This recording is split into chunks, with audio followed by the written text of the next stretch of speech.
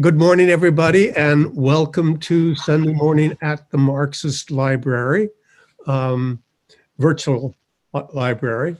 As you no doubt know, the library was formed out of the collections of two remarkable Marxists, Carl Niebel and Roscoe Proctor, who donated their libraries to become the Niebel-Proctor Marxist Library.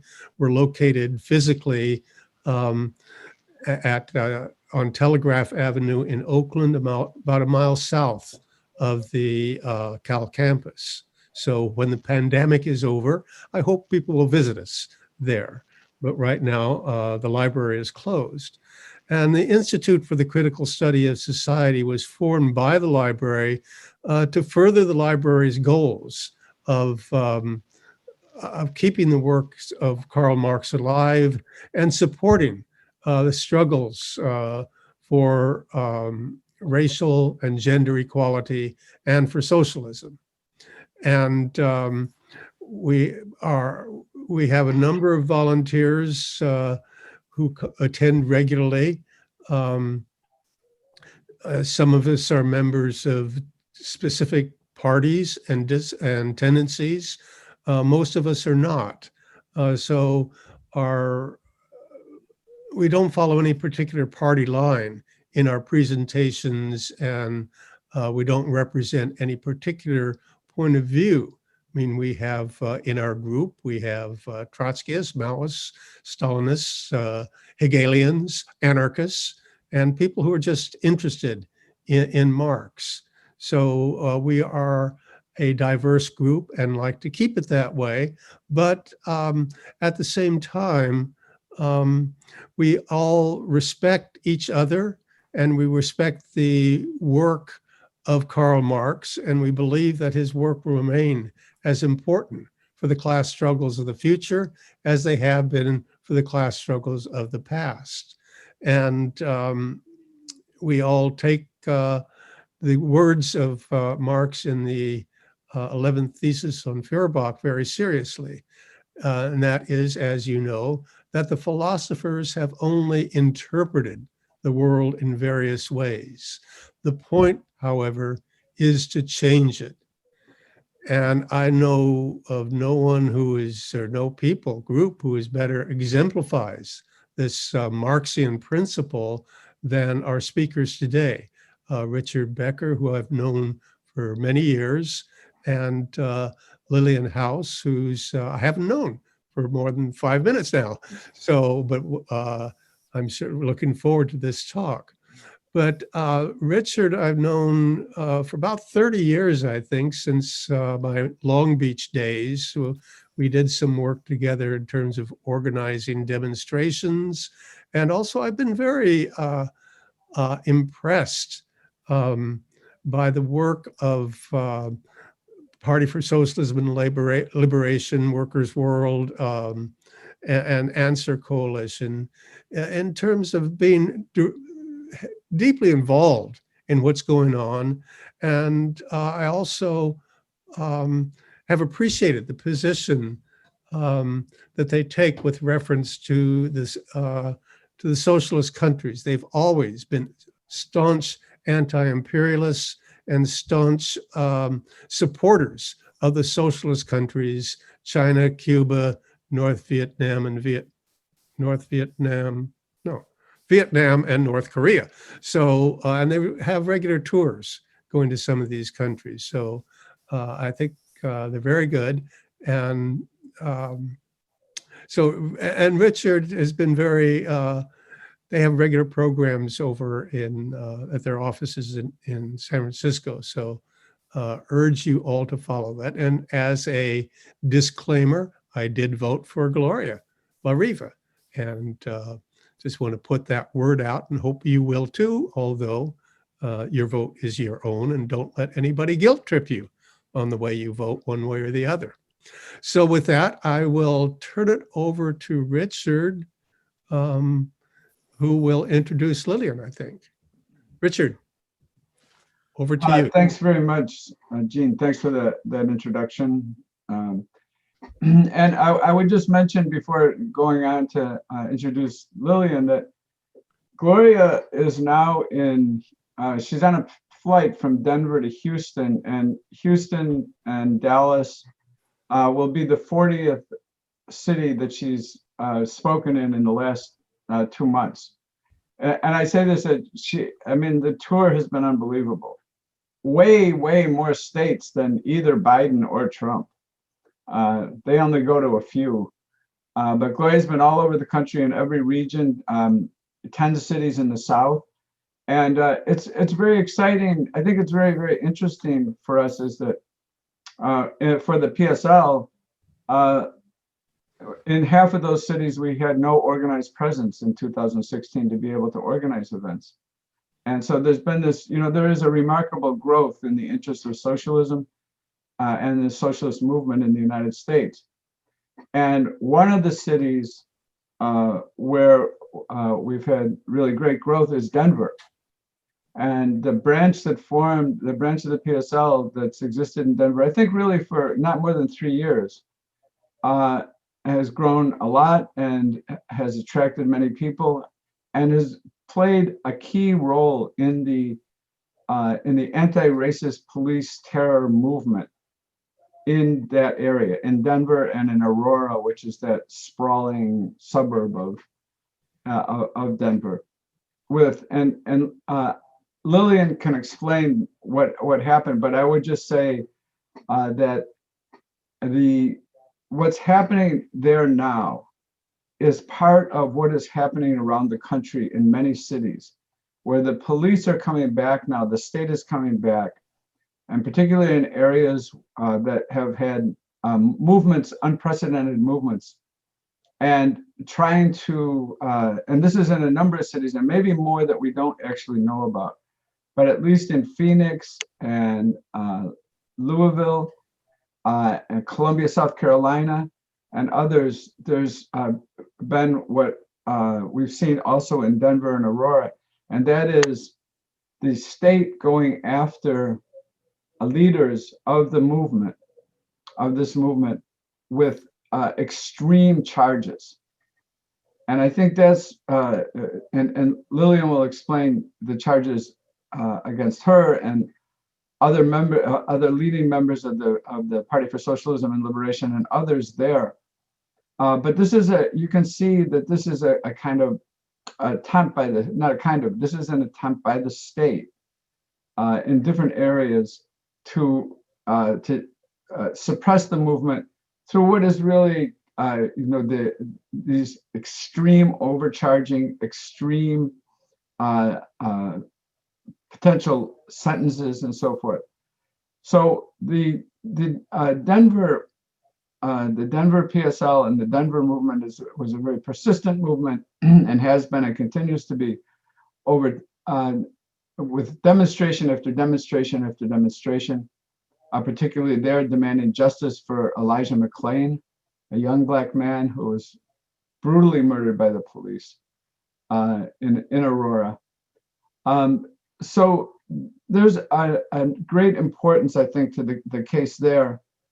And I think with that, I'll let Lillian introduce herself and say more about the other comrades, Joel Northam, Eliza Lucero, Russ Rooch, and others who are facing charges now.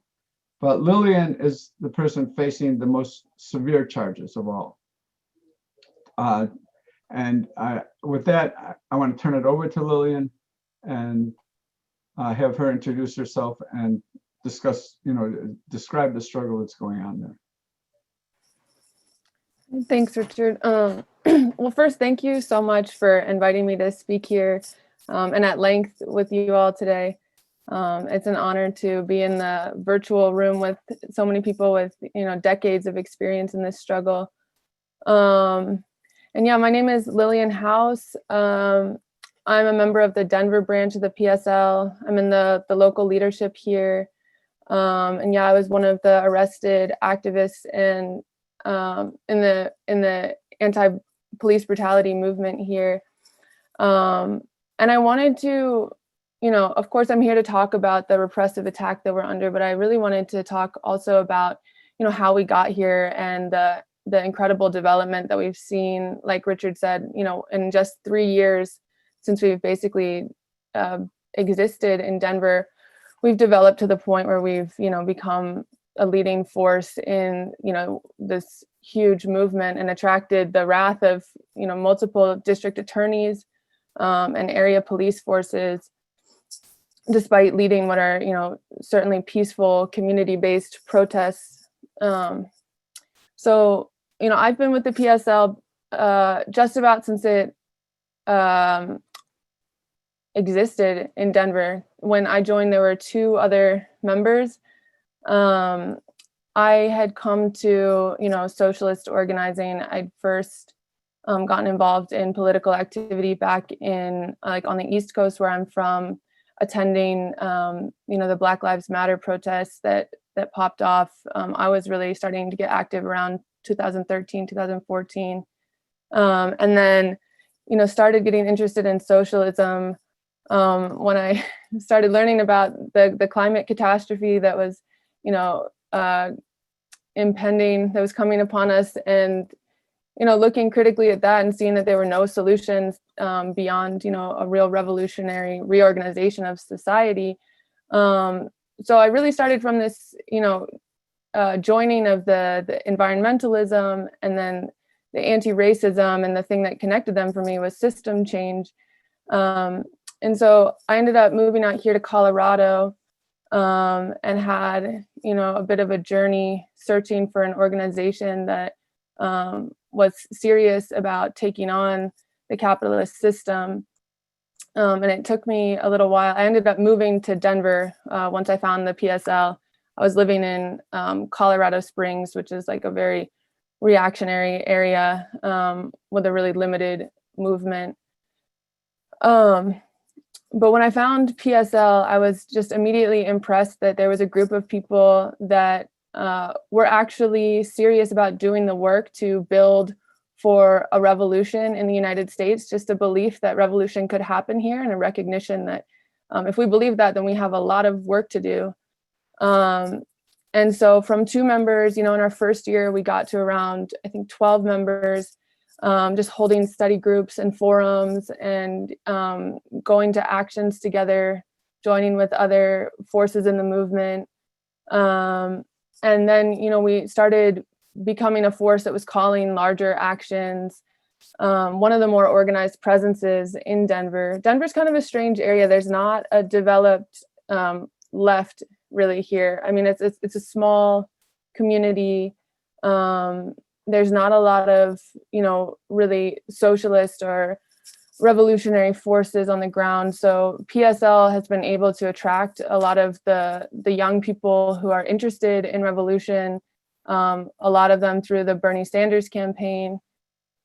And so, we had grown a lot in our first 2 or so years. We were able to get an office on one of the main streets here, which really started letting us grow roots in, in a neighborhood in a way that we weren't able to prior to that. But the growth that we experienced this summer was really of a different sort, just extremely rapid. And we started off the summer with around 20 members, and this was back in May here when George Floyd was murdered. Denver, like so many other cities across the country, had a huge reaction to that, and we had spontaneously thousands of people in the streets, 5,000 or 10,000 people out every day for the first few days. And there were people in the streets literally all day for the first 4 days, and yet there was really a striking lack of leadership in this movement. There were just people milling about, wanting to do something. And marches would just kind of spark off randomly. Somebody would show up with a bullhorn, and people would just march with no route, nothing. And so, PSL in this context was able to, start providing some organization to, these masses of people who wanted to take action against police brutality, we started, just pulling marches out of these big crowds and leading them to specific areas, to the police departments, to areas where people in our own community had been murdered by the police. And as PSL was really starting to take leadership within this movement, there emerged another set of leaders that came in extremely well resourced. They came in with like huge sound systems, bringing celebrities out to actions. And they were a group called We Are Love. And they had a message that was like, we're out here to spread love with one another. We don't need to, have all this animosity towards anybody. And, there was a curfew set in Denver. They urged everybody to go home. If you love Black people, don't put them in danger. Go home when the curfew comes. This was like their big message. And it started emerging that these people had connections to the mayor's office, to the police department. And no surprise, there also were We Are different cities, like We Are Portland was another group that emerged. This like stencil of the same kind of, leadership with all these resources that emerged as there were like a sustained, after 4 or 5 days in the streets with thousands of people. So people started getting, both suspicious of this leadership, but also really, the energy was dying very quickly. And so there came a point where PSL was pulling marches that were going, past the curfew, that were challenging this curfew that was, obviously in place to arrest the movement, to stop the energy. And this group of leaders who was saying, if you love, safety for Black people, you have to go home. And, there came a point where we actually came head to head with this leadership.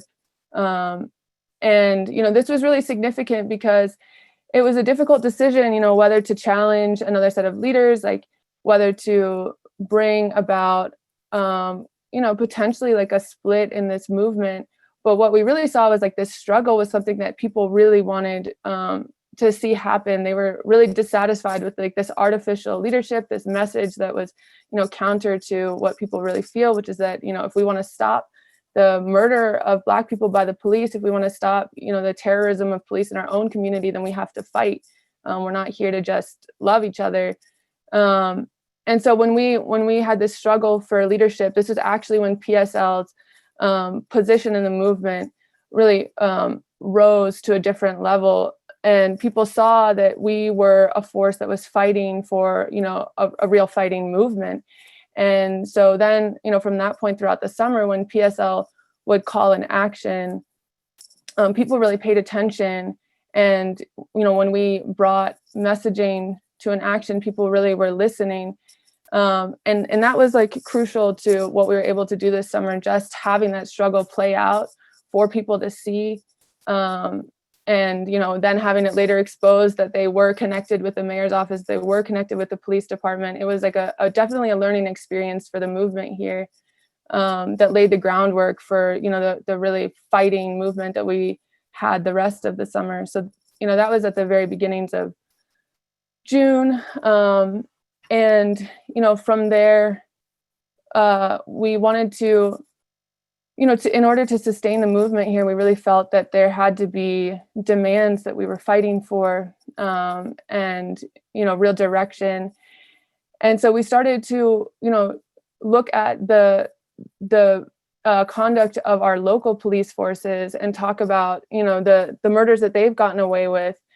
And there was actually a murder of a young Black man, just, I think, 3 weeks before the murder of George Floyd, which had gotten like close to no attention whatsoever.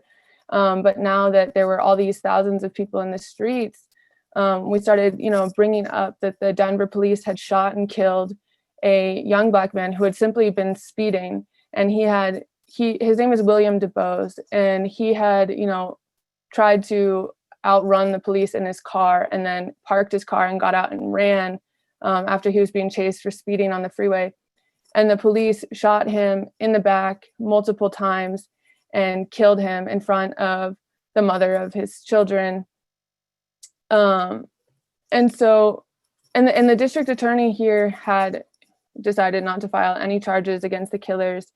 And so, you know, we started raising William DuBose's name, and we led this protest that went to the district attorney's house in Denver, which surprisingly, that kind of action really like hadn't existed in Denver, like at least in the past couple of decades, really like going to the place of, you know, like a specific target instead of just around the Capitol, going to a district attorney's house and, you know, raising the demand to prosecute the killers of someone in our own backyard.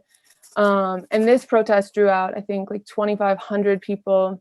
It got a lot of news coverage. People were really energized by this action. The district attorney was really shook. She wanted to, you know, set up meetings.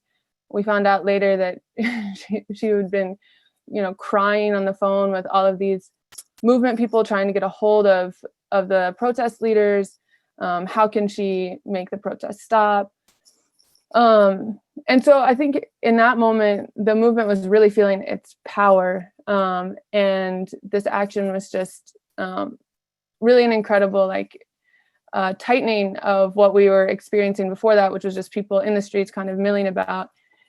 And so after this protest that we led to the district attorney, Beth McCann's house, this was when we got a call from contacts that we had in the organizers who we had gotten to know around the struggle for justice for Elijah McClain. And they asked us to organize an action like this district attorney, like the march to the district attorney's house. They asked us to come organize one in Aurora. And so Aurora is a city that neighbors Denver. You know, it's a suburb of Denver.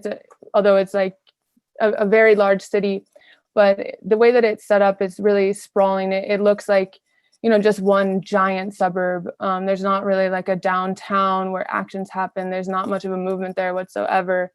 And Aurora is where Elijah McClain was murdered in August of 2019.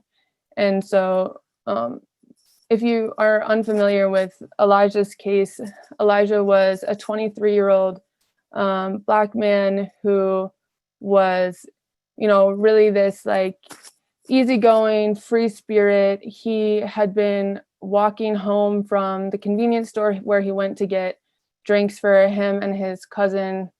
And he was walking back with a bag of iced tea, and he was dancing to music in his headphones, and like, you know, really dancing. And he had a ski mask on because he was anemic, and, you know, it helped his blood circulation. This is something that he regularly wore in his neighborhood. His neighbors knew this. So he was walking back and doing this dancing, and somebody called the police saying, oh, there's somebody suspicious. But they mentioned to the cops, you know, this person does not seem dangerous whatsoever. They were just concerned. But, you know, nonetheless, the Aurora police rolled up on him, you know, just minutes later, and within seconds of approaching Elijah, they put him into a carotid chokehold and dropped him to the ground. And 3 grown police officers, 3 large men, knelt on Elijah's back. Elijah was 140 pounds, a small young person. They knelt on his back and tortured him, you know, contorting his body, tormenting him. They threatened to have police dogs come and attack him. They were on top of him for something like 15 minutes. And he was fully restrained. He was cuffed. He had these men on him. And yet, nonetheless, the police were, you know, unsatisfied with how dominated Elijah was. And they called in paramedics to inject Elijah with a sedative, with ketamine, which is a horse tranquilizer. And they shot Elijah with double the dose that a man of his size should have been given. And this massive dose of ketamine triggered multiple cardiac arrests. And between those cardiac arrests and the stress that he had just received with the 15 minutes of the 3 police officers, torturing him, he ended up losing his life. And so all of this is caught on camera, despite the fact that every one of the officers that was torturing Elijah managed to shed their body cameras from their uniforms. But other police officers standing around watching what was happening were able to capture the entire interaction. And so, the community of Aurora has seen this footage, and it was really outrageous. The district attorney declined to press any charges against anybody involved. And, the community was really obviously upset about this, unhappy about this. And they held vigils and, some actions, went to city council meetings. But because we're in the context of Aurora, where there really is not an established movement, there aren't community organizations, and there just is not a precedent for protests around, police brutality. We were there. We tried to bring in as much media as we could to get the word out as much as we could, but we could ever only get a few dozen people out to these protests, and mostly people who knew Elijah and his family personally. And so, when we got this call from organizers who we had known and built relationships with I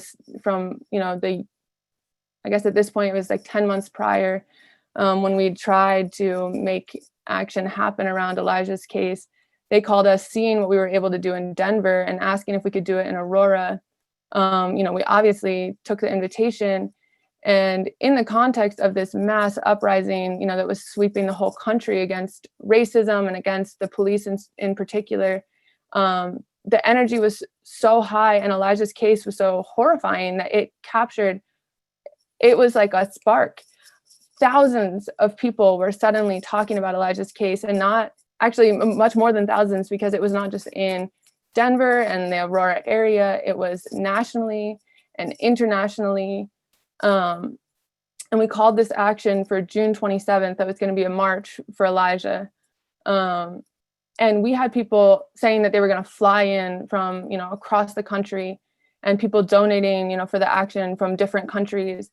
And, when we held this action, we had something like 5,000 people turn out in Aurora, which had not seen protests of more than a few dozen people. It had 5,000 people. We had national media on the ground. And, with this massive crowd, we decided to march onto the highway that was near this police headquarters where, we were staging this protest. And so we marched onto this highway, which had literally never been done in Aurora, Colorado. And, it was such a powerful, signal to the police and also to the movement of our ability to shut things down, to stop business as usual if we don't get justice for our community.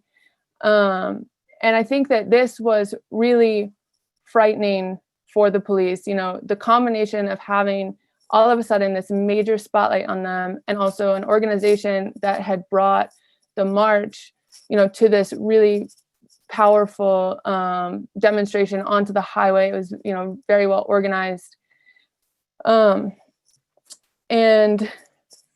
so from that day, something happened that evening too. After we held our protest, there was a vigil that night of violinists, because Elijah McClain was a violinist, and violinists from all over the country in the area were there performing a vigil for Elijah. And the police decided to send in, there was like a small group of people who were rattling a fence in front of the police station, and the Aurora Police Department sent in a crew of riot cops into this peaceful vigil, which had families all around, and it just unloaded tear gas and pepper spray. And all of this was caught on camera, and it made, national news. And also, again, it was internationally, like on social media and all of that. And so by the end of the day, the Aurora Police Department was in a horrible position because they just had this powerful demonstration on their turf, and they had then gassed the most peaceful, sympathetic element of the entire day, a violin vigil. And, so from there was still so much energy around this case. We continued to call protests. And just a week later, we had the demonstration at a different police station, which is the main protest in question, which we're being charged with. It was a protest where we had said that we were going to march from the place where Elijah McClain was murdered to the headquarters again. But instead we switched it up on them, and they had no idea. As we were marching, we took a detour to a nearby police station, which is likely the police station where Elijah's killers were dispatched from.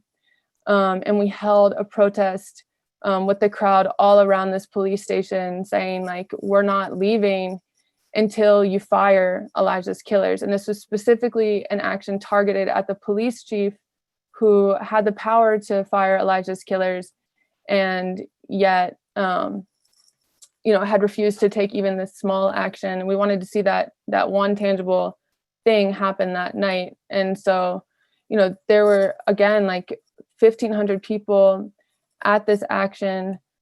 The mood was incredible. It was like a community night. There was dancing, there was music, all in front of this police station where, they had no idea we were coming. So there was no police presence like outside of the station.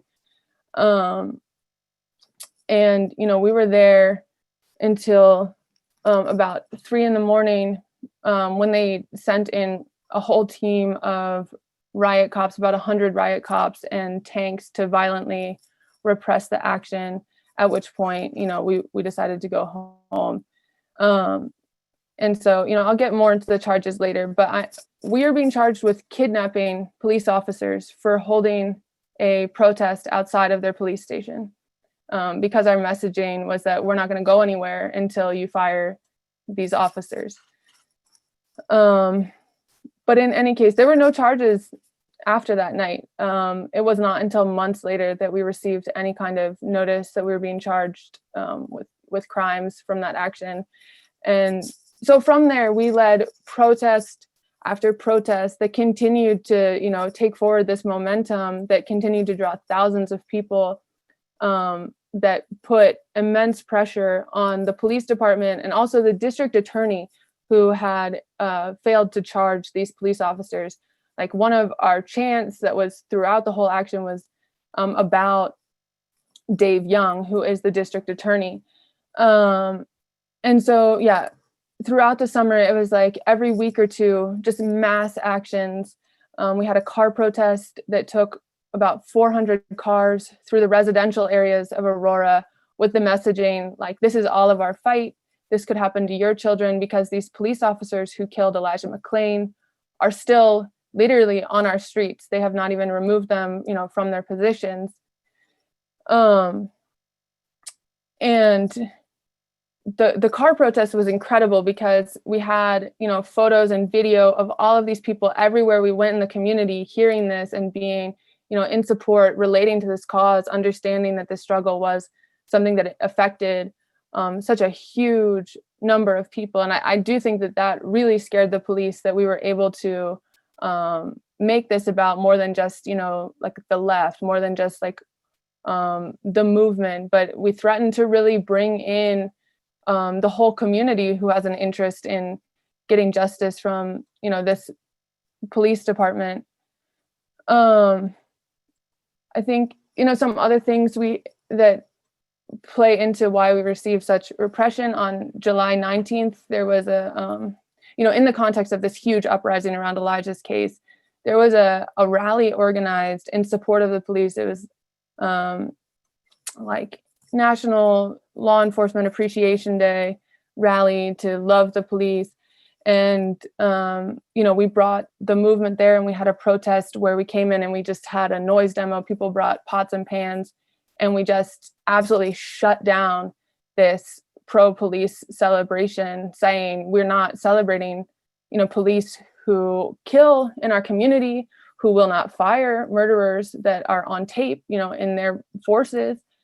And that was really such a plain victory of the movement, how much more powerful we were than, this pro-police side. Their action had like hundreds of people on their side, and we absolutely silenced it and sent it home. We also, during the summer, there were sweeps happening of homeless encampments that, while we had this huge sustained mobilization of people, we would say, okay, we're going to show up and support our homeless neighbors. And we would have people show up at these sweeps, and just the presence of this crowd actually turned police around. They canceled homeless encampment sweeps multiple times, which again was historic. It's never happened in Denver.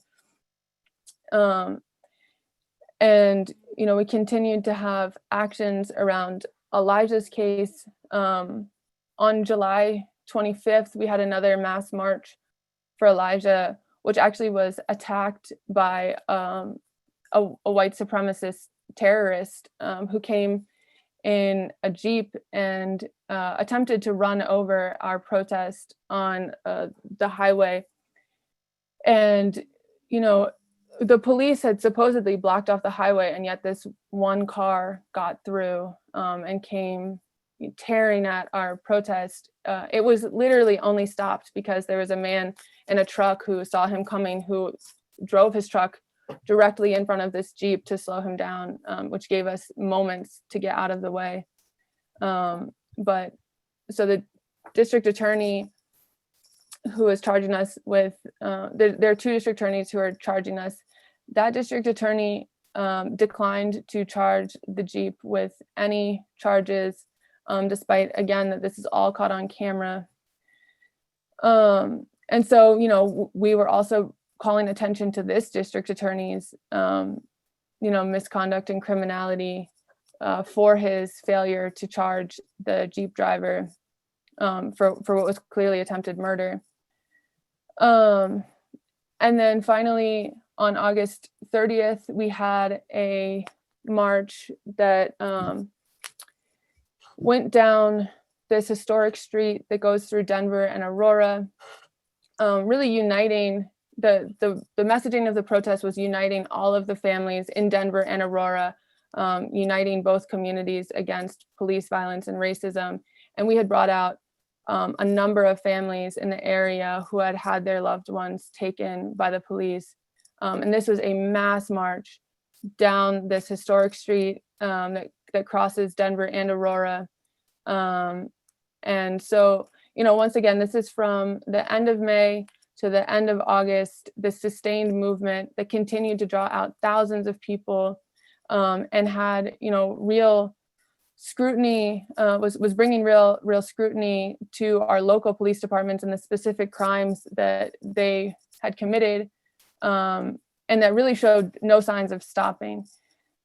And so, in this atmosphere, we felt the anger of the police was very high. We knew that we were, PSL was the leader of all of these actions. We wear red shirts out to everything that are easily identifiable. We knew that the police knew who was leading these things, and we felt that repression was a real possibility because of, what a stir we were making. And so then, sure enough, it was September 17th when the arrests happened here in Denver. And the arrests took place. So 4 people, on September 17th, it was a Thursday. There were actually a number of arrests made in the Denver Aurora area. The first person was Russell Roosh, who's a member of the PSL, who actually had a baby this summer. So he was not at hardly any of these protests. And yet he was arrested at the Home Depot at 6:15 in the morning. He was in his work truck. The police tracked him down. They brought him in, and then they attempted to question him, and he refused to talk, and he was quickly released. And so, we had been tipped off that something was happening that morning. And then I was driving in my neighborhood when I was surrounded by, I believe, 6 or 8 police cars all of a sudden, and, very quickly ordered out of my car, cuffed, put in a squad car, and taken away. It took my partner and my friends hours to figure out what had happened, where my car was, where I was taken. And shortly after I was arrested, they went to my comrade Joel's apartment. Joel is a really strong, tall, Black man. They brought multiple SWAT teams and a tank to his apartment building, as well as about 20 police cars to arrest him. And they came to his door, and were banging on it with some kind of device. I don't know what they had, but they tore apart his door. And he was on the phone with a lawyer asking what he should do. They refused to show a warrant. They continued to bang down his door. And eventually, Joel and the lawyer decided that it was best if he turned himself over without seeing the warrant, because they were genuinely concerned that the police were going to knock down the door and potentially assault or even kill Joel that morning. My comrade Eliza was arrested at her home. They sent a large team of police there. They surrounded her husband. They surrounded her. And, in a really intimidating show of force, then they arrested her. A couple other activists who are not PSL members, but who have been, participants in the Elijah McClain protests, were arrested as well. And so, from there, we were taken to the Denver City Jail. And Eliza, Joel, and I were then held for a full 8 days in jail without, deliberately denied our right to see a judge for a bond hearing. We were not brought in front of a judge, and we were kept in jail units where there were COVID exposed inmates for these 8 days.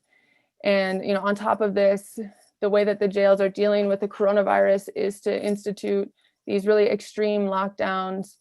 And so, in the women's unit, there were more than 23 hours on lockdown every single day. We were only allowed out of our cells for 40 minutes.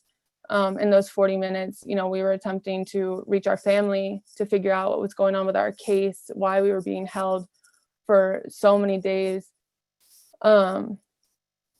And, the conditions are just horrendous in these jails. And then on top of, the total uncertainty about when we were going to be released, it was really a terrifying experience. And so while we were being held for so many days, which was truly a clear violation of our right to a speedy trial and to see a judge, there was a mobilization on the outside, demanding our release, that grew quite large, which we believe is like the only reason why we were released on September 24th, because we had heard from several guards on the inside, basically that they were intending to keep us for a full 10 business days, which was a strange. It's not illegal. It has no connection to the legal limits on how long they're allowed to hold prisoners without seeing a judge, but this appeared to be, the policy that they were going to use for us, which would have kept us in jail for, I think, a full 2 weeks total. But yeah, so we were released on September 24th, and certainly I think that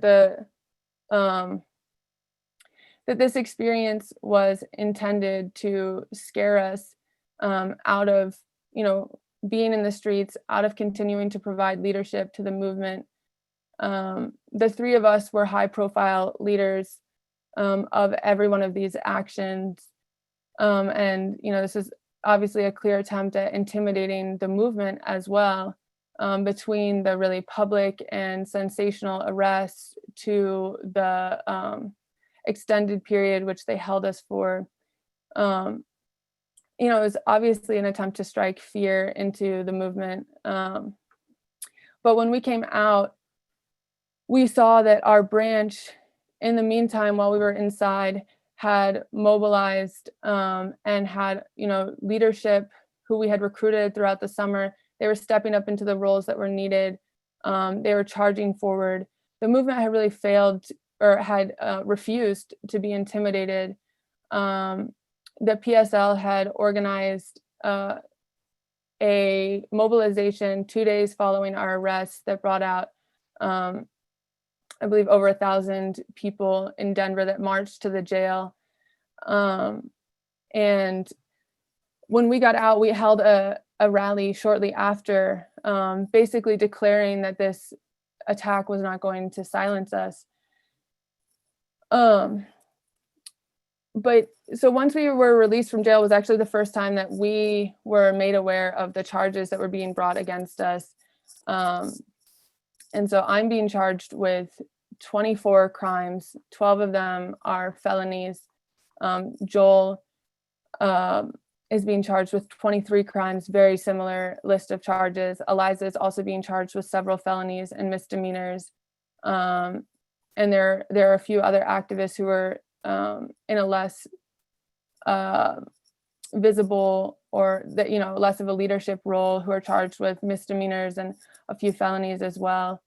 Not one of these charges is legitimate in any way. These are all charges that have been attached months later to peaceful protests, which simply were demanding justice for our community. The most absurd one that really illustrates, the ridiculousness of the case that they're bringing against us is certainly the kidnapping for holding the protest outside of a police station. First-degree felony kidnapping, which carries a mandatory prison sentence if we were to be convicted. And these charges, the most serious among them, are being filed by the very district attorney who let Elijah McClain's killers walk, by Dave Young, who we've been leading these protests, who have been, bringing pressure on him all summer. The other district attorney is the one who failed to charge the Jeep driver. And both of these district attorneys have had pressure on their offices throughout the summer because of the protests that we have been leading, particularly Dave Young, who appears to have spearheaded this campaign against us. It's also become clear that from our very first protest, they have been heavily surveilling us, and in a number of really alarming ways to collect, this kind of to build to collect the material needed to build this ridiculous case against us, to find charges that they can attach to, peaceful protests, subsequently, months after they've happened. And so, going forward, we have, I think the first phase of struggle of this was the fight to get us out of jail. And that struggle, we won through building pressure in the streets.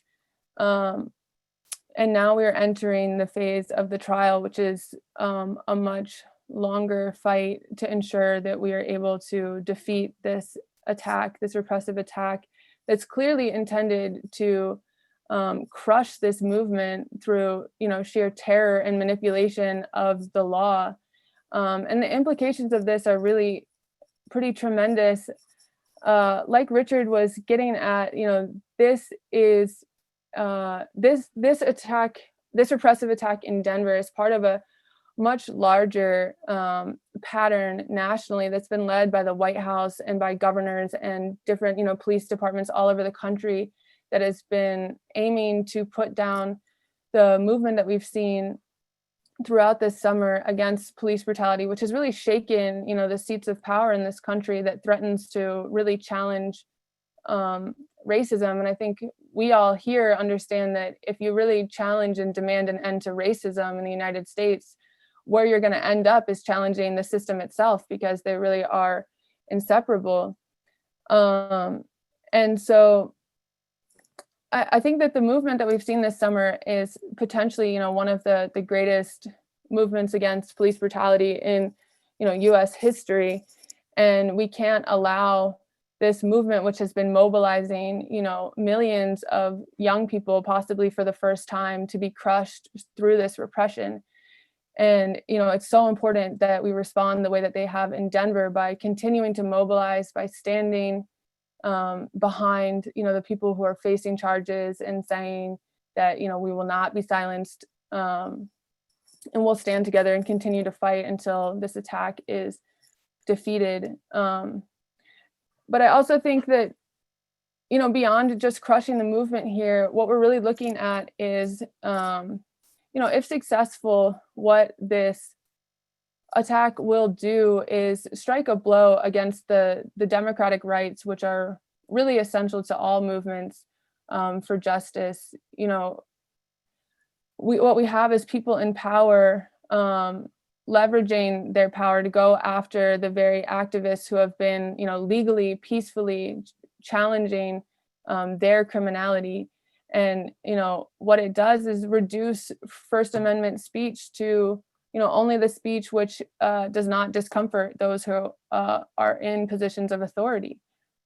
So really the stakes of fighting back and defeating, what we're seeing here in Denver are quite serious. And, for this reason, we've received immense, the movement has really rallied behind us, but not just the police brutality movement, but like activists from all different, sectors of the movement in Denver. We've had the Denver Area Labor Federation, which represents 90,000 workers and their families in the Denver area, unanimously passed a resolution calling on these district attorneys to drop the charges against us. From there, we've had, labor organizations all around the country follow suit.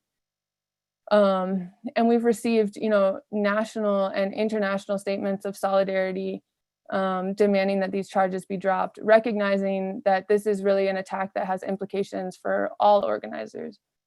And so I think I should stop there.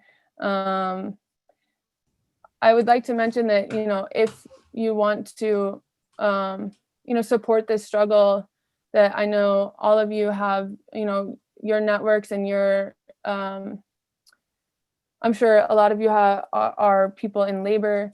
There are many different ways that we are, building networks of support. We have Trade Unionists for Justice in Denver, where we're asking and encouraging labor organizations, unions, and trade unionists, individual trade unionists from the country to sign on their support. You can sign the petition to drop the charges. And we're also taking, donations for this legal struggle to our legal and political fund that's collective for the arrested comrades. And that's at, well, we'll put it in the chat, but it's at pslweb.org/donate4Denver. I'll just put that in the chat, but yeah, I'll stop there. Thank you very much, Lynn. That was a great presentation. Very important stuff going on there. Before we go on, can I ask Richard to paste the information about donating to the legal fund into the chat box to everyone? If you could take care of that, Richard, I'd like to get that up there right up front. What we're going to do right now is I'm going to turn it over to Jean to talk about announcements, future programs. And then when we come back, we'll do our usual question and answer period where everybody who wishes to ask a question, make a statement about the presentation is welcome to do so. If you could raise your hand using Zoom, that would be really helpful. You go to the participants list by clicking on the participants link at the bottom, the icon at the bottom of your Zoom window, and raise your hand.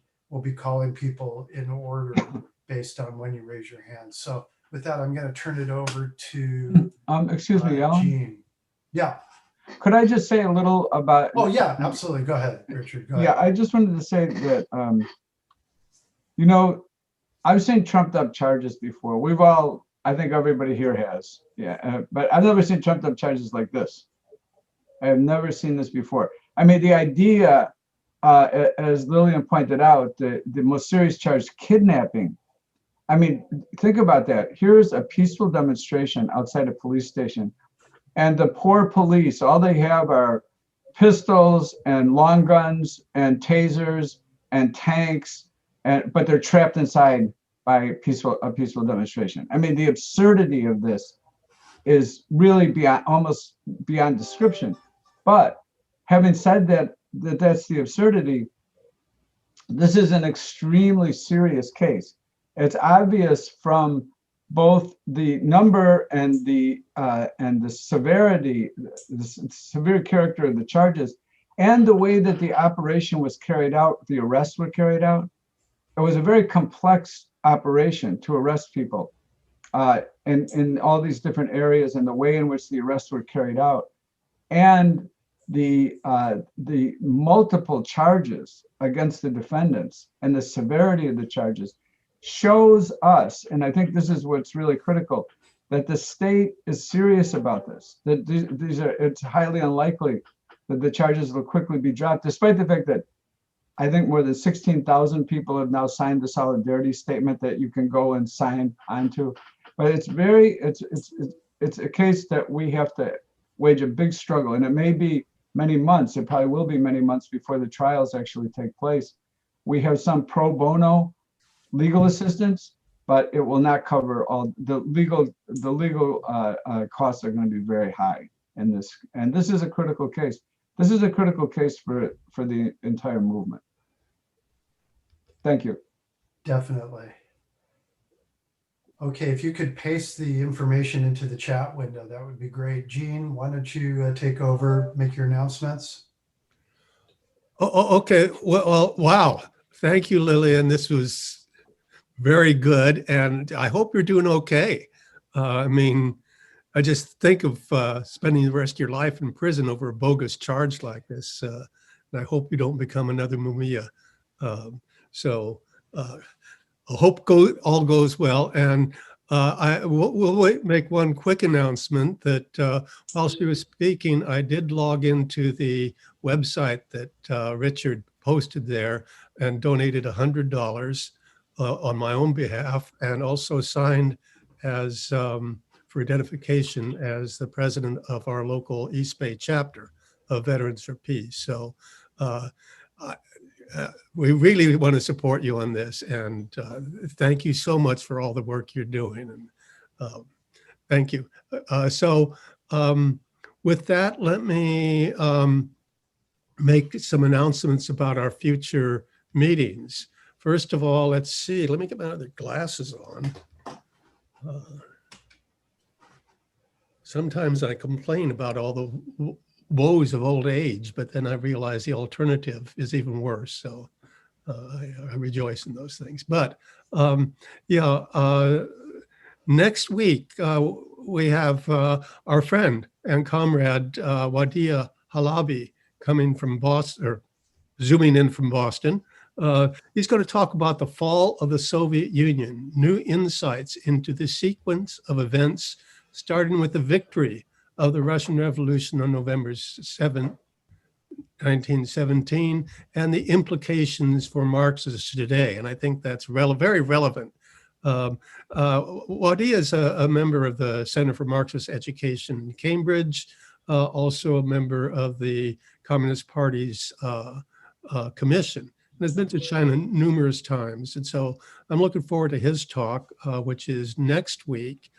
And then following that, we're going to, on November 8th, it'll be our first meeting after the November 3rd election. And we don't know how, well, we know they won't turn out well, but we don't know exactly how bad it will be. And it's dismal to think that the best we can hope for is that our president will be Biden. So we're asking the question, what will groups like Answer, Poor People's Campaign, DSA, and other organizations be doing? We'll know more about this out on the 8th, and we've invited Gloria La Riva, the only socialist presidential candidate, or her representative, to lead our discussion. And we're looking forward to that. And Richard's here, and I hope we can confirm that. And let's see, so that's going on. And then we need to make our own fund appeal, which again is separate from the one we're sharing with Answer. But Richard Fallenbaum, do you want to speak on that? Or have you posted the information? Yes, I did. It's at the top of the chat. Please donate to ICSS and the library. You can do it either through PayPal or a check. Be much appreciated. Okay, and I would just want to also note that we are a grassroots organization. We get no money. Well, we have a deal with the corporations and foundations. We don't ask them for money and they don't give us any. So we're square on that. But we do rely on the support of our speakers, our listeners, our attendees, and others. And although our expenses are somewhat reduced, we're still making a contribution, our weekly contribution to the library of $75 a week. So we do have expenses, and anything you can donate to us on a regular basis, that would be wonderful. And I think that's it. I'll give it back to you, Alan. Okay, so if you have any questions, please raise your hand in the participants box. I'm going to start off with Raj. If you could ask your question, that would be great. Make your comment. Raj, unmute. Okay, thank you, Lillian. Sorry, I was late joining because I had to be in a memorial service. So, but I caught the last 45 minutes of your presentation. And first of all, I'm outraged, along with others, that this is happening to the activists who are fighting for civil rights and social justice. So we want to be in support of you as much as we can be. But my question to both you and Richard Becker is this. Judging from the harshness and methodicalness of the police targeting the peaceful activists here in Denver, it seems to me, my question is this: is this Trump-specific state action in your judgment, that it follows with Trump ideology of what he's trying to do, generating a right-wing kind of movement or support? Or is it you see a change in the state behavior regardless of the parties? So that's my question.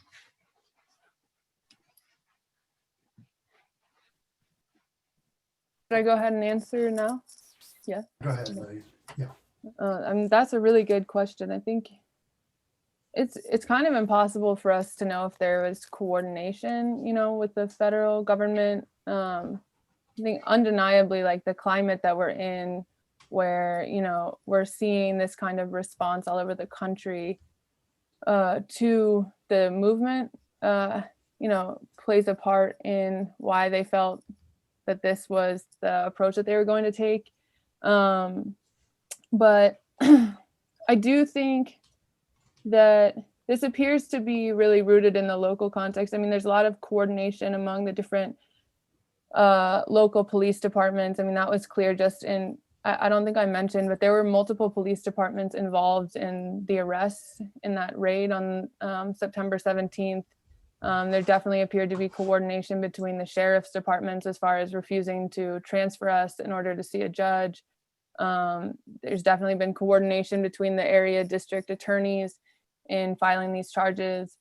And there's, you know, we can, I mean, I wonder personally, right now, Elijah's case is, the stage that it's in is that like, there's been, the district attorney refused to file charges. Then there was an independent investigation, which was compromised because they'd put in, the public just rejected it because it was filled just with former police officers. It was a total sham. And then the final phase now is that it's in the investigation by the Attorney General. And so it's really due to come to a conclusion any day now. And I think that they're aware that, I mean, I anticipate that they're still going to find, you know, no fault with the police officers, and that they're working to crush this movement before that happens. As far as like if a Biden presidency would be any different, I mean, I really doubt it. Obama cracked down just as hard on movements against police brutality, and Biden himself has been eager to show how vicious he would be against these, you know, rioters and looters, which we're being characterized as, you know, regardless of, you know, the real character of our actions. Okay, if you have any questions, raise your hand. Let me ask a quick question. I actually have several, but let me put my first one out to Lillian. You mentioned a little bit about the coalition building efforts that you've been working on. Is there a local African-American community, Black community in Denver or Aurora? Has there been any response in terms of coming to the defense of the demonstrators? And my second question related to this is, have you gotten any or been able to do any work with other groups on the left, let's say other anti-imperialist or socialist groups? Yeah, definitely. We've been working really, really closely with different organizations from the Black community in Denver and Aurora. The group that called on us to start organizing protests at the beginning of the summer is a Black organization. It's Black community members who we've been building with since Elijah's death. I think they called on us because of PSL's organizing capabilities, but they've been alongside us all summer and have been very clear that they stand behind us. I mean, we have the support of like really the entire progressive forces in the area. And there's also a Black Lives Matter chapter here, which isn't necessarily an organization that does street actions, but there's still like a political factor, and they have endorsed you know, our actions all summer and are behind us in this repression as well. Yeah, I mean, it's been holding these actions in a way that's been in touch with like the community all summer has definitely played a role in building relationships with the Black community and Black organizations here. And so I think I do think that scared the police as well, just like how solid and united the movement has been. Left forces, yeah, I mean, there's not a huge developed movement in Denver, so you know, there's like smaller groups, but we have a pretty amicable you know, relationship with most or all of them. And again, everyone's really come together in the face of this attack. We've all been in the streets together in these actions all summer, and there's really, this has been a unifying attack, actually. I had another quick question. Anybody else has a question, raise your hand. Something you talked about early in your talk, which I found really interesting and it's important, was the role of this group that kind of moved in. I forget what the name was. We Are Love. Could you talk a little bit more about that? Maybe also if you have any insights or information about how this group what connections they might have to more of the mainstream political structure like Democratic Party, and what do you think are some of the lessons related to that? Yeah. Yeah, I think what we saw is, I don't know like too much of, they weren't a force before this summer. Like they just emerged. There were these protest leaders who nobody had ever seen before. Wow. It was very suspicious. Like they didn't have any roots Wow. at all. They definitely appeared to have been, concocted in, the offices of the mayor. It was a very strange thing. It was like an open struggle between us and them. There were Black women who were with us who they were holding, instead of protests, people would come out to do protests and they would hold open mics instead, to keep people from going and standing in front of the police station and really holding actions. In their open mics, they would say, any Black women first come take the mic, and the Black women in PSL would go up to speak and ask, is this really representative of what we need in response to the police killings all over the country? And it was so obvious and shady. They would pick up, and all of a sudden they were going to march when our women got to the front. They'd be like, okay, my open mic is over, we're gonna march now. And it was really amateurish, honestly, which definitely served to our advantage. They just seemed to have some basic direction to prevent, other more militant forces from being able to have visibility. The other part of your action, or your question. Did you recognize any connection to mainstream political? Was there an explicit connection that you saw?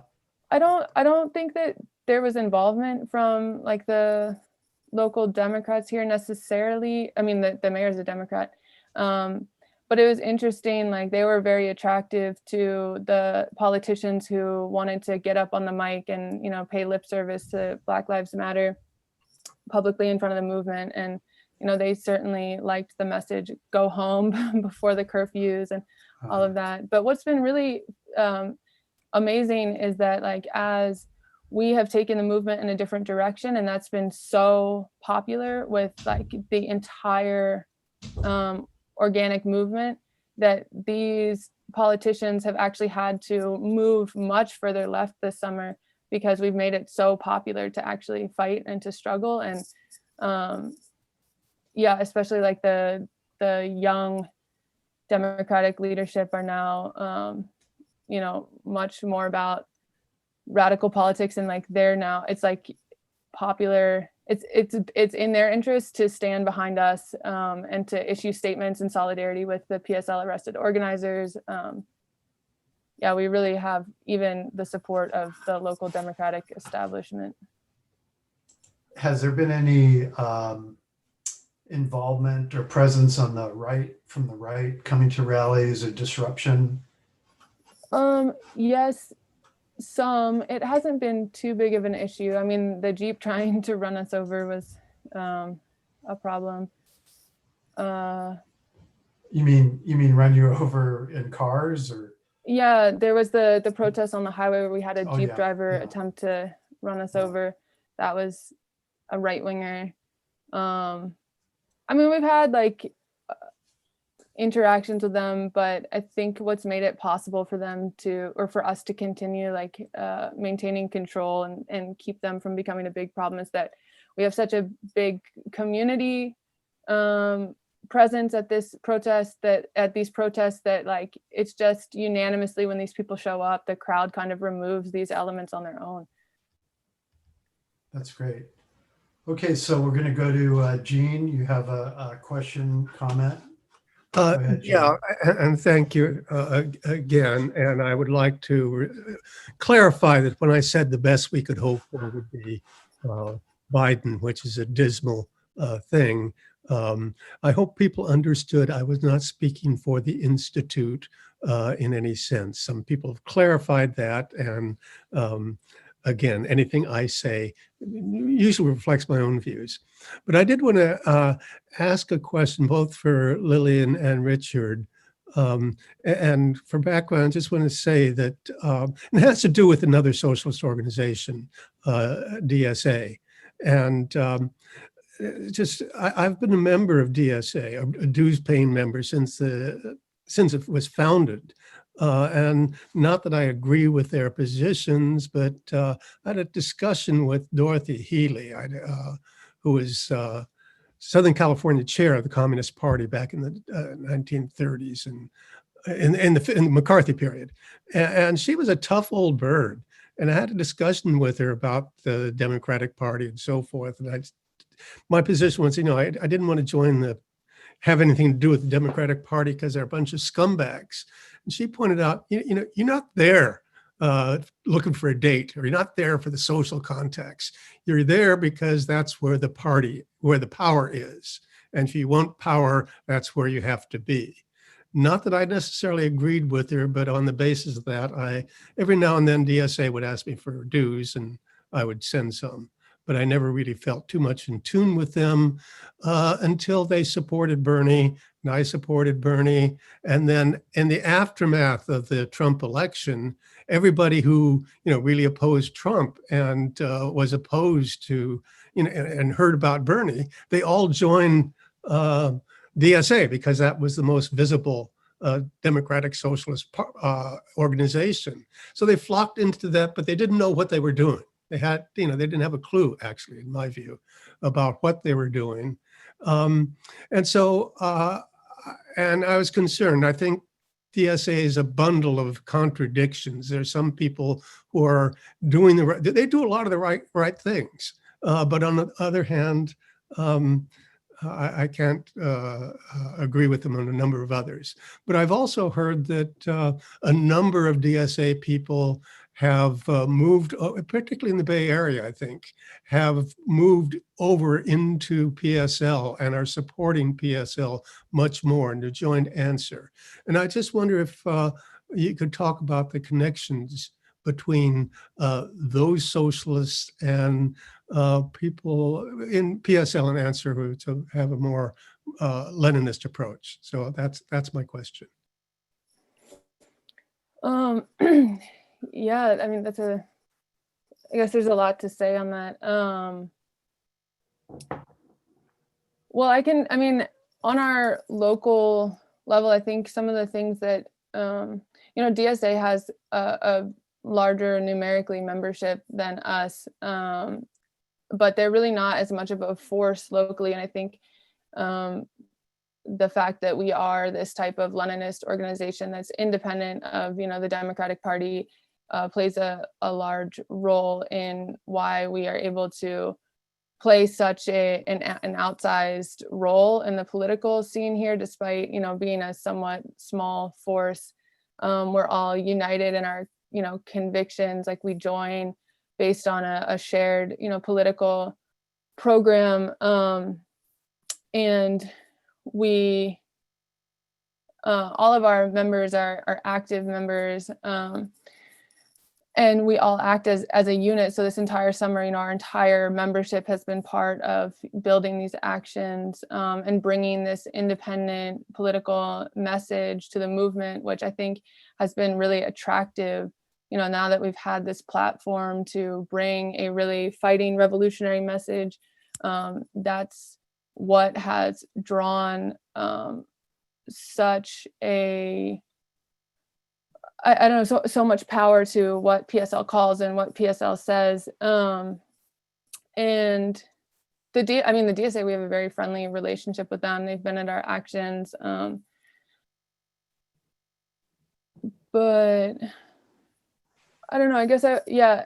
And then as far as just like long-term, I think that, you know, when it comes to the power being in the Democratic Party for us, you know, that power isn't like, it's the power of a whole different class, you know, and we can't really influence that power to act in a fundamentally different way. So we have a fighting independent platform, and we need to draw people away from that power, I think. Okay, anybody, please raise your hands if you have questions. Our next questioner is Roger, and I'm going to unmute, if you would unmute yourself. Okay, thank you, Alan. I'm using a new sound system. Can you hear me? Yeah, you're okay. Okay, good. Well, Lillian, thank you very much for your presentation. I've been in the movement for a long time, but I always learn so much from you and others who have really out on the front lines and applying the political perspective we have. I live out here in Marin County in California, and we had some Black Lives Matter demonstrations. I went to some of them, and they were different from the demonstrations I've been going to the last few years, in that last few years I've been going to demonstrations, and most of the people at those demonstrations I knew. These demonstrations, I didn't know anybody. And it was very, very refreshing to see so many new faces. And I wanted to know what insights you have about what drew people out. And particularly like in where I live, it's a upper middle class white community. So we're getting people that are, you know, first time out in the streets, young people, high school students, actually led some of these demonstrations. And sort of, so what brings them out, what motivates them, what's their political understanding, but most important, how do you reach out to them and bring them further politically in their development?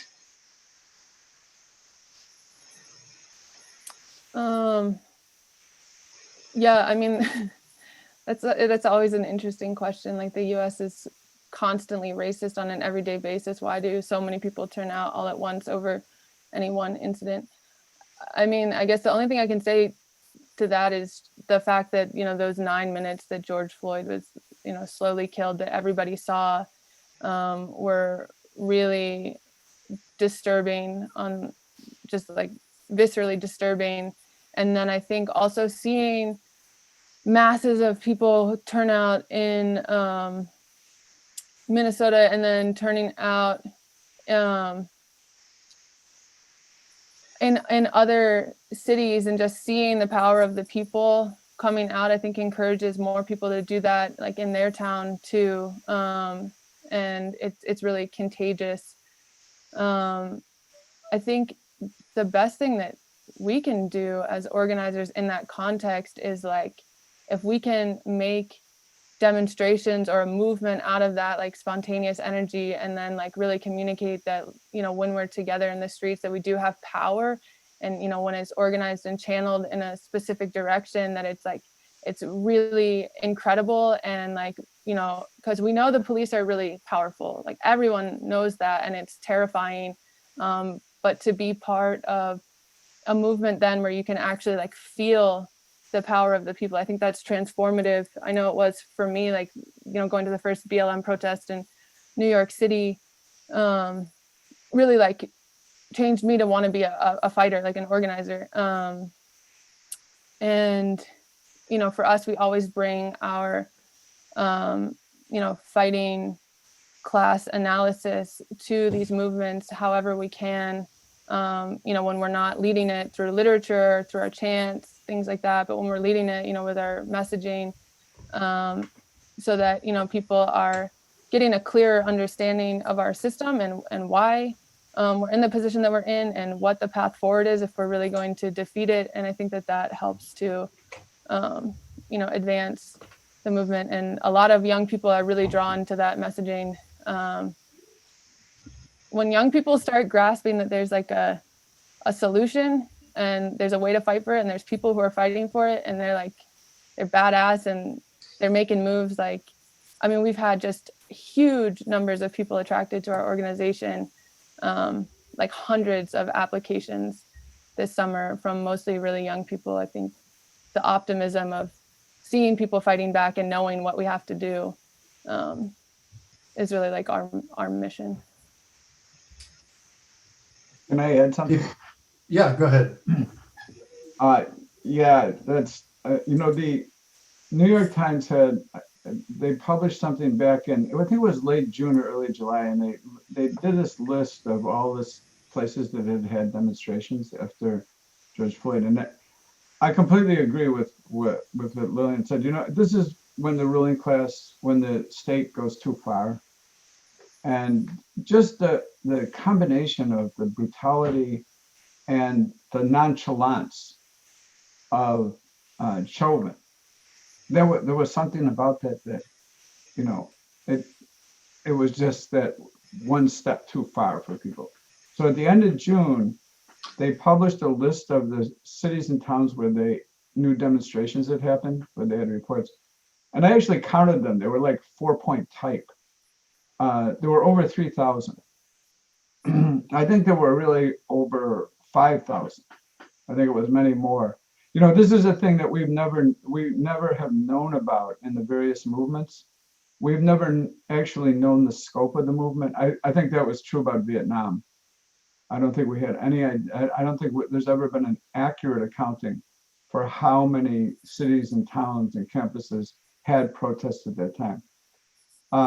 And it's usually the case. It's not in the interest of the ruling class or its mass media to publicize that. So, but this is something that was really, really different that just happened. I think the latest estimate is that 23 million people joined protests over the summer against racist police terror and police brutality.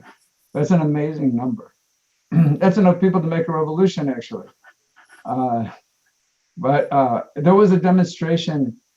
There was an Amish demonstration in Lancaster County, Pennsylvania. And when that happens, something's really up. So this is something this has frightened the ruling class. It has. They can see in these demonstrations, a future without them. And that scares them, of course. Okay, next, Raj had a question. Go ahead, Raj. You have to unmute.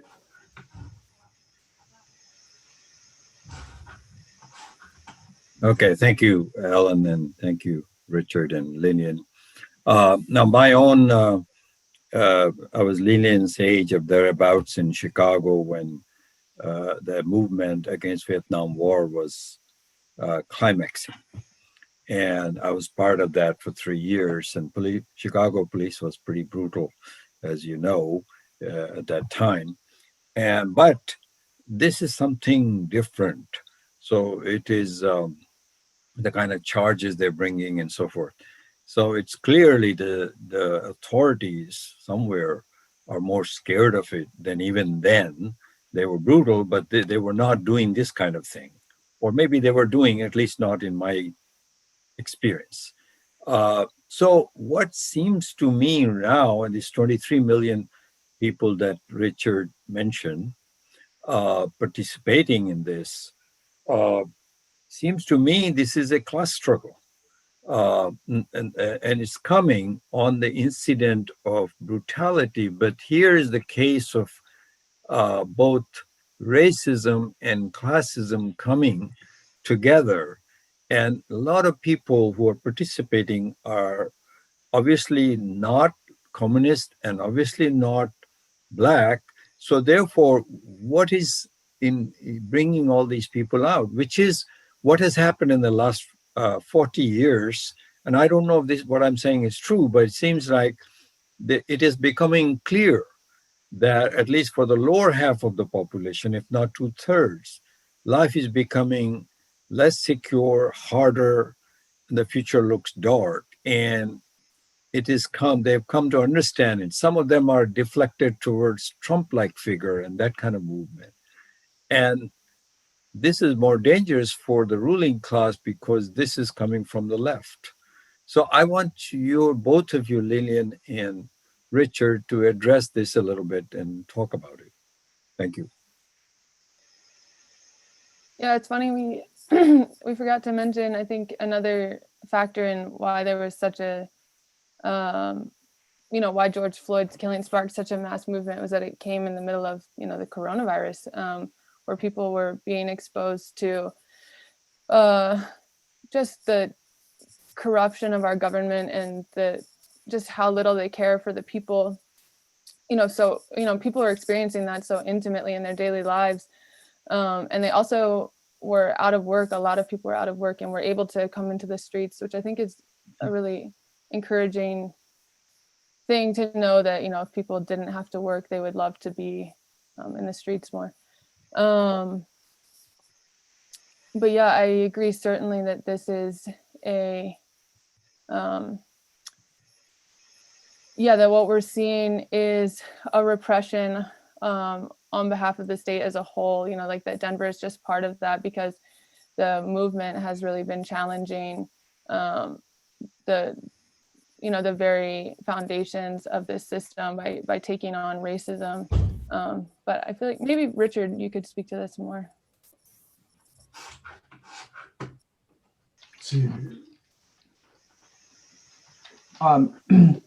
Yeah, I think that's right. I think both what Raja is saying and what Lillian's saying is that, you can see that there's opening up, it has opened up and it's deepening the polarization in society. And this is something that all liberaldom laments, right? It's like, oh, we're going to have a constitutional crisis. We hear this a lot, as if the Constitution is some like defendable document. It's like, and you can see, even in this election, or that polarization is a bad thing. Polarization is necessary. If there's going to be a revolution, there has to be polarization, and the polarization is taking place. For real change to take place, things just can't go on calmly. And Lenin said in 1906, when the Russian Revolution was still fresh, he said there are those among us who will give up everything just to have a little quiet, and that we're not looking for quiet. He said, they're afraid of the storms of revolution and counter-revolution and just want quiet. We don't want just quiet. And a large part of the population, I think, as evidenced by the fact that so many millions, tens of millions of people, and we don't even know if 23 million is the actual number, and maybe it's more, but that's the minimum number, certainly, who are drawn into the protests. It's one thing that's very encouraging is the number of white people, in particular, who joined the demonstrations. That's a critical element in and of course, the demonstrations were Black-led all over the place. But in areas that were like really predominantly white, I saw back in late June in Oak Park, Illinois, there was a thing in the park for families to talk about racism. And Oak Park is a largely white suburb. And you can see, I saw the coverage of it. And, so the development of class solidarity is something that is absolutely critical. And class solidarity is the thing that the ruling class hates the most. That's what they want to prevent, is class solidarity. They really want to prevent they want to really keep everybody in their own defined silo, even though in reality we're not all in the same in different silos. The working class in particular is the working class, and it's a multinational, multi-generational, multi-gender working class. And if it comes together and understands itself that way, and I think we could see what happened this summer as a step in that direction, a big step in that direction, then we really see the potential, what we've called in the PSL, for the actuality of revolution. It's something that can happen in the United States. And for anyone who thinks it can't, you know, we say, you know, Albie Sachs, the South African revolutionary, we quote him often, who said that every revolution is impossible until it happens, and then it was always inevitable. Okay, we have a question in chat, and then we'll go to Norma. From chat, from Kim, this is for Lillian. Looking at the Denver Post article about the arrests on September 17, 2020, do you feel you've received any kind of sympathetic, kind, or accurate coverage in the press, Lillian? The local press has been, I don't know, it's been a little bit like throughout the summer vacillating some, because there's certainly journalists who've come out to our protests who are really, really sympathetic and have written fairly good things, but a lot of it has been this like super, you know, factual reporting, which just parrots exactly what the police put out. So I mean, the coverage has actually been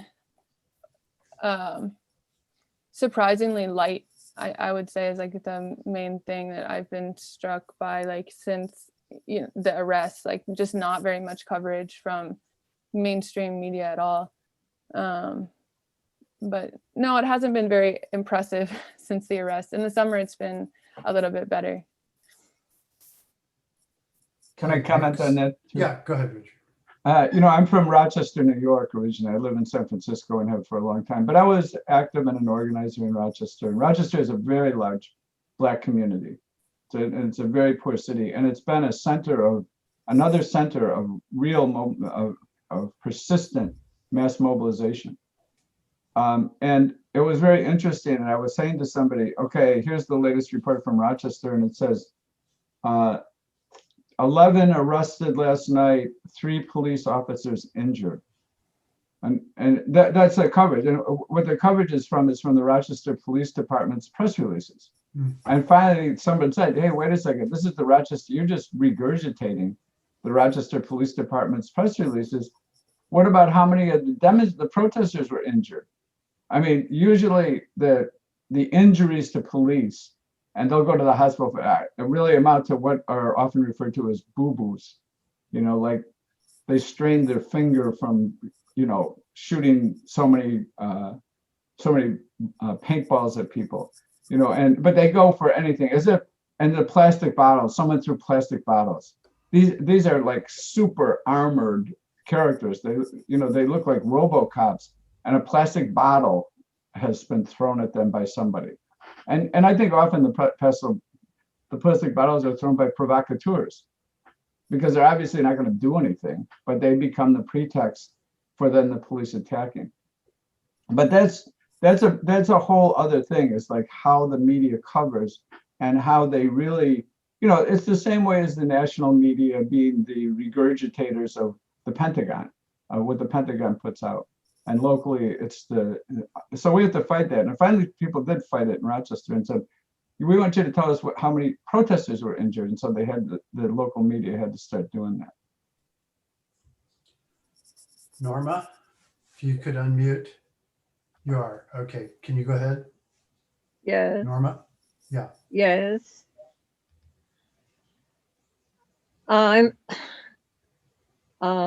I commiserate with our anguish, our rage over all of this, which was the same as our behavior along with our state for decades.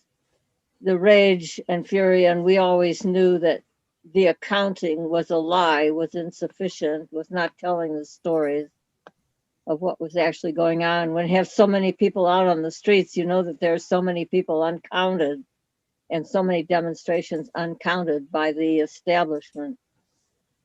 Our groups strike debt DEBT, is now, it's become a book club trying to figure out how to phrase all the situations, is reading something called, oh, come on.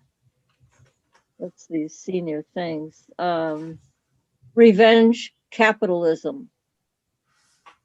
I think he could have done away with the word capitalism, but it kind of does give a bit of information what's going on.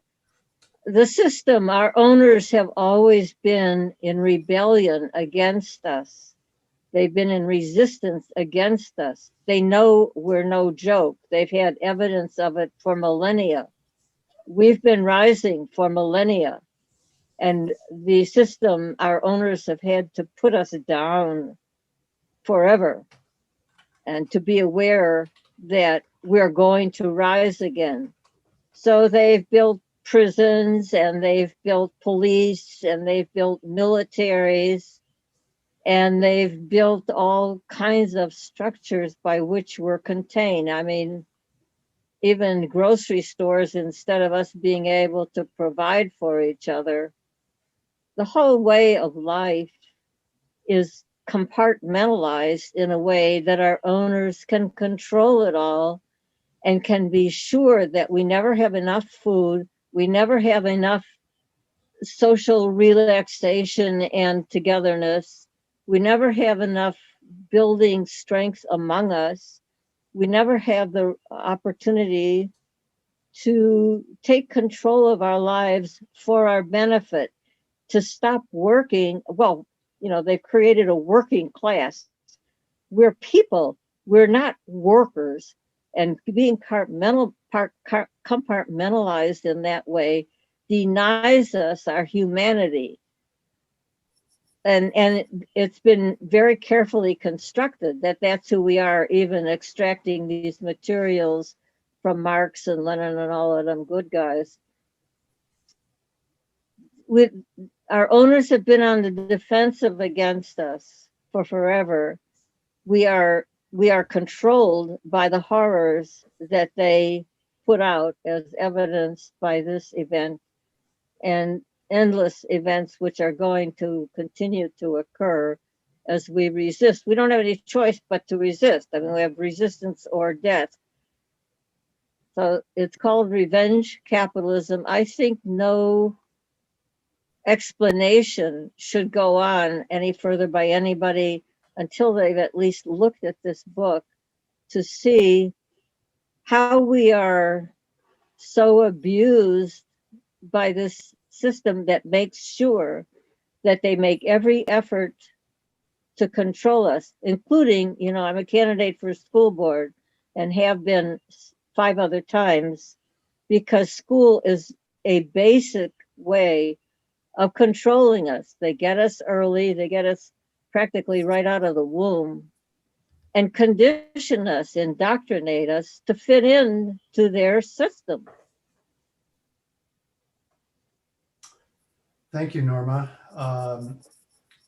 Any response or anything? Next is Well, I'm gonna have Jean. to Oh, go ahead. Go ahead. look into that. I'm gonna have to look into that book. I thought what you were saying was really interesting. Yeah. The writer is Max Haven, H-A-I-V-E-N. Doesn't make any difference. You can find the book, all kinds of information online. Revenge Capitalism. Jean? Yes. I'll be brief because just wanted to remind am I on? Yeah. Yeah. I just want to remind everybody that this program is being recorded and it will be posted online. Mehmet usually gets it done with a few hours, but it'll be posted as soon as possible on our ICSS website, which It is ICSS Marxist. That's the channel on YouTube, and it generally is posted within 24 hours. right, and it's also posted on icssmarx.org within roughly the same time. So Tell your friends about us. If you've enjoyed this, I think it's a very educational thing, and I hope our comrades in PSL and Answer will also spread the word on this, because I think this is very valuable. And again, I want to thank the speakers. They're excellent. Thank you. Okay, we're going to have one Thank you so more question, and then what I'd like to do is ask Lillian and Richard to just say spend a couple of minutes summing up if you have any final thoughts. But before we go into that, let me go to Roger, who has a question. Roger. Are you unmuted? You have to unmute, Roger. We don't hear you. This is a question for Dick, and as one of the national coordinators for the Answer Coalition, and that has to do with the relationship of building a revolutionary socialist movement and the mass movement, and how to build a mass movement.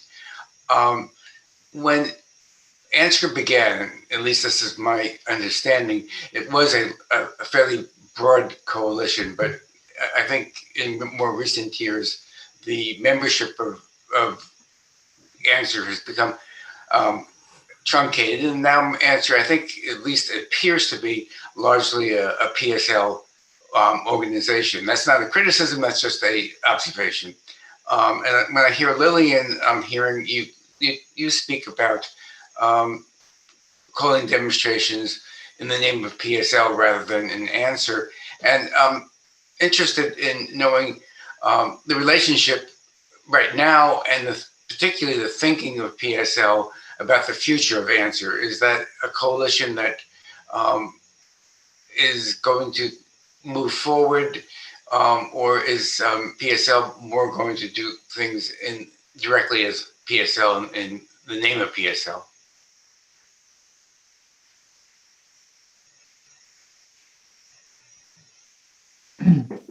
Okay, so I mean, it's interesting that from the beginning, I wouldn't say that Answer was ever a very broad coalition itself, but it was an anti-imperialist coalition. It was formed a couple of days after September 11th. I was in Washington when it happened. People were preparing for anti-globalization demos, actually, and then September 11th happened, and then some of us got together, and we knew right away the war was coming, that there's no way an attack like that on the United States would not be met with revenge of some sort. And we also believed that there would be another war against Iraq right away. We had believed that was coming. But what Answer did and was able to lead huge demonstrations in Washington and San Francisco, LA, and elsewhere, was we practice united front politics. And we do practice united front politics. And that is that while the core was of anti-imperialist organizations, the practice was of having particular demands. If people could agree on the demands, they didn't have to agree on all areas of ideology and so on and so forth. And I think that was critical. And we consider that today too. What's changed? I mean, there's been a big change. I mean, that for one thing, the anti-war movement as it existed and will again exist, I believe, because it will have to. It will be called into greater activism by necessity, by developments. But there's been a huge change for organizers who, if we said I thought one of the things that was really amazing was in seeing the national coverage of Denver and Philadelphia, and it being said that these were being led by the Party for Socialism and Liberation. That certainly got the attention of the ruling class. I mean, there hasn't been mass demonstrations led by openly socialists in a long, long time.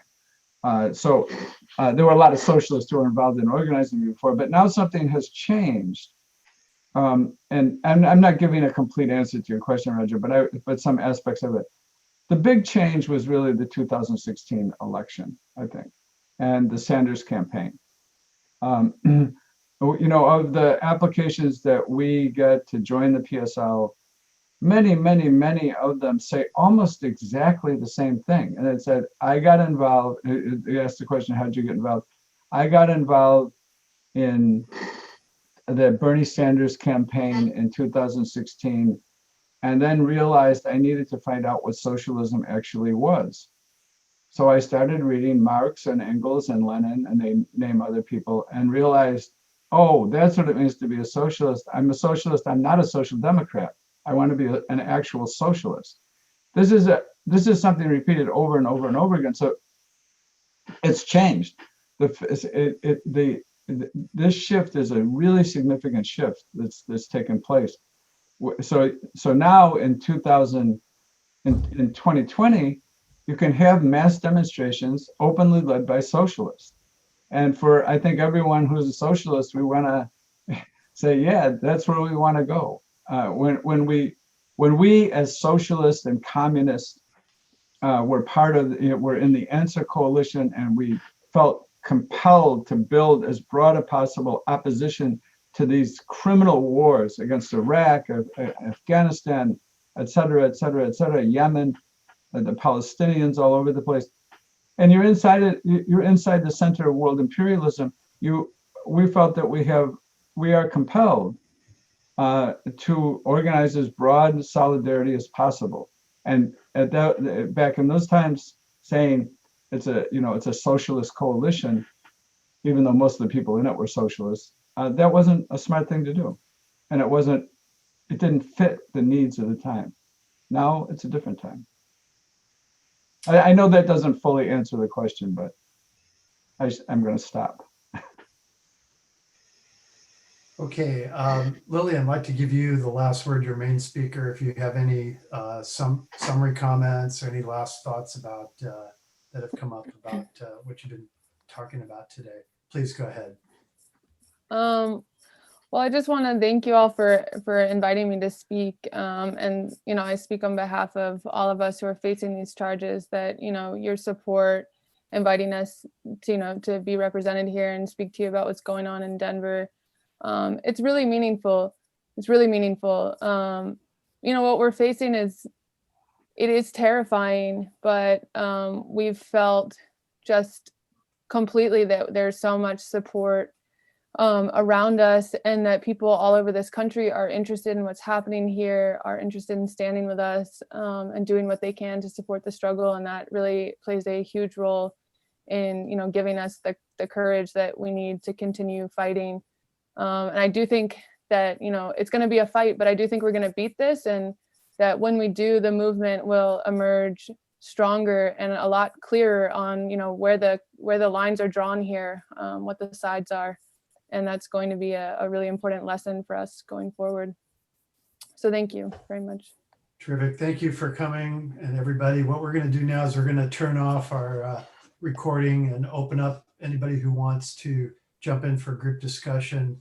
Go right ahead. I just want to make a couple of quick last announcements. Number one, next week we do have a great program on the demise of socialism in the USSR. Since socialism is such an important topic, encourage people to come back and listen to the presentation and participate. And I have to say one last time that I think that this issue is perhaps one of the most important, possibly the most important thing going on right now in terms of repression against the left. There's a lot of talk about coups and things like that, but here we have some very concrete things that are happening here with people that are leading peaceful demonstrations and getting felony charges brought against them, imprisonment. This is a very dangerous and important struggle for us all to take up. So I want to again thank you and Richard for coming and telling us about it. We're going to put it up on our YouTube site. We have 300 subscribers. We're going to get this out to people all around the world. We want to say if there's anything that we can do to support your efforts, your defense, you just let us know. We're going to do whatever we can. So with that, I'm going to turn off the recording. And if people have any questions or comments or just want to talk about anything at this point, we'll go ahead for a little while. Thank you, Lily and Richard. Thanks a lot, Alan. Thank you. Thanks, everyone. Bye. Bye.